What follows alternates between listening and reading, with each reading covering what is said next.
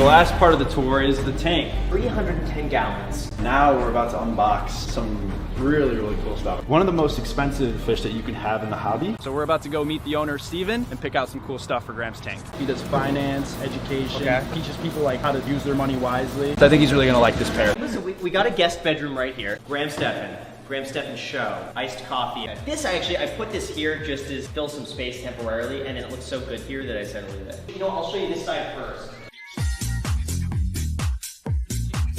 Pokemon. So it's an uncut sheet of fossil Pokemon cards. Actually, I think 100,000 was probably 10,000 for me was like the biggest accomplishment. This is art, by the way, that the person who was designing the house just made this. And this was like a cheap way to get like expensive looking art. Good value. So, funny enough, the only thing that I've spent money on that I know I'm not gonna make it back is the aquarium. That's been the only thing for me. But you were working at a saltwater fish wholesaler. So you decided to do that job though because you were into the hobby, or? I was into the hobby, and that was the best way that I would be able to get stuff like this because I couldn't afford it. And then I put in these the filter floss, and then we got Ramsey right here. All the fish that we got you and coral came from Top Shelf Aquatics. They farm grow all of their corals. Here's a little Lamarck that was really, really cool. Perfect size. It's like one of these moments that you wish you could just keep like waking up this. So, Graham, we asked you what your dream fish was. Yeah. Gosh, it's been the Regal.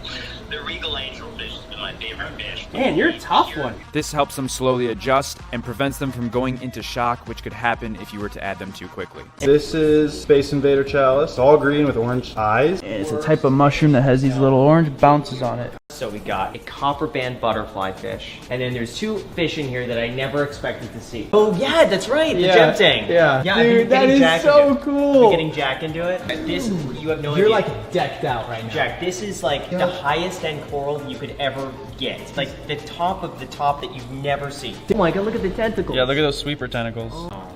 So this is a rainbow bubble tip anemone. Clownfish eventually will find the anemone because they have a symbiotic relationship. One thing that anemones can do, which is unique, is they can move on their own. So you're gonna let it go crazy in there for probably a couple days. It's gonna figure out where it likes. I've had such a long time. Spent the last few hours.